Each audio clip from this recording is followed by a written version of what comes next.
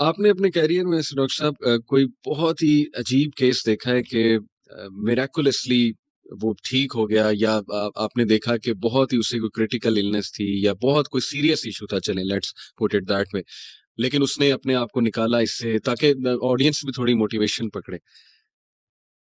میری امی کا بھی 31 دسمبر کو انتقال ہو گیا، تو ان کو 3 سال پہلے اسٹیج 4 کینسر ڈائگنوز ہوا تھا. اچھا. تو وہ کافی ویٹ بھی تھا، کافی بیمار تھی، مطلب چل بھی نہیں سکتی تھی. تو میں اس وقت ایک کتاب تھی cancer as a metabolic disease, تو اس کو تھوڑا میں نے پورا تو نہیں پڑھا لیکن تھوڑا مجھے اس سے آئیڈیا ہو گیا تھا. تو میں نے وہ امی کو فاسٹنگ کرانی شروع کی، ڈائٹ کرانی شروع کی. امی کا 20 kg ویٹ ریڈیوس ہوا، ٹیومر مارکرز نیچے آئے، اور وفات سے 3 ماہ پہلے وہ منال تک گئیں، اور بڑا پراپر نہیں کہ ہمارے ساتھ گھومی پھری.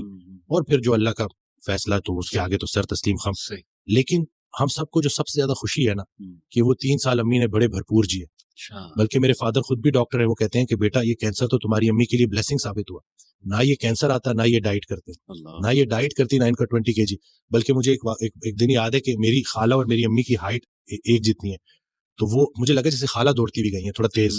تو پھر جب میں نے امی کو دیکھا تو، لیکن پھر خیر لاسٹ 10 days میں امی کے ساتھ ہی تھا، اور تھوڑا میں امی کو بھی کیونکہ ایک ایسے انسان کا پتہ چلنا چاہیے، کیونکہ درویش عورت تھی، سب کا خیال رکھنا اور کچھ مطلب بہت پازیٹیو، ہر وقت چہرے پہ اسمائل.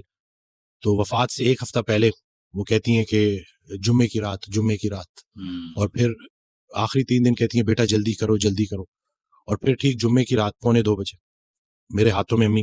اور اس کے بعد جب ہم ان کو دفناتے ہیں تو تدفین ہوتی ہے، تو ہمیں پتہ بھی نہیں، اور ایک شخص آتا ہے اور وہ کہتا ہے کہ یہ ہمارا مدرسہ تھا، اس عورت نے ہمارے بچوں کی بڑی خدمت کی.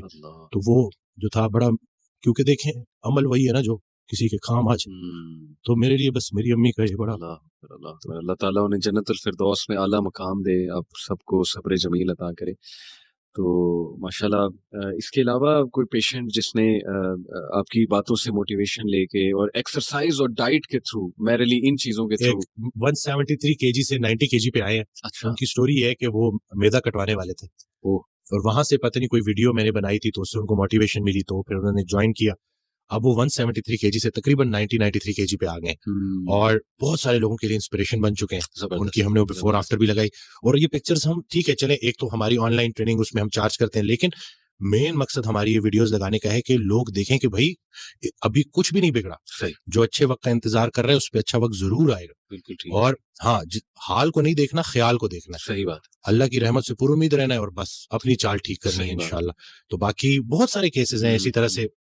جوائنٹ پین کے ساتھ خواتین آتی ہیں، وہ آئے تھے، ایک صاحب آئے تھے جو کرسی پہ نماز پڑھ رہے تھے. تو میں اصل میں موٹیویٹ کرتا ہوں، تو میں نے کہا کہ اب انشاءاللہ آپ کے سجدے شروع ہونے والے ہیں. تو وہ بچوں کی طرح ہونا شروع ہو گیا، اور پھر اللہ نے وہ دن دکھایا. بلکہ ان کے بیٹے مفتی ہیں، وہ 4 یا مردان سے، مجھے ایگزیکٹ یاد نہیں ہے، وہ آئے تھے.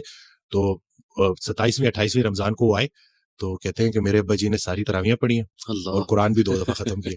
تو اب یہ چیزیں شیئر کرنی چاہیے، اور میں ویڈیوز بھی بناتا رہتا ہوں اسی لیے، تاکہ لوگوں کو پتہ چلے کہ بھائی زندگی ایسی ہونی چاہیے کہ زندگی بھی آسان اور موت بھی آسان. بلکہ ایک شخص حضرت کے پاس گیا تو کہتے ہیں دعا کریں کہ زندگی آسان ہو جائے، تو آگے سے کہتے ہیں یہ دعا کیوں نہ کرے کہ موت آسان ہو جائے. تو یہ دونوں چیزیں آسان ہو جائیں انشاءاللہ.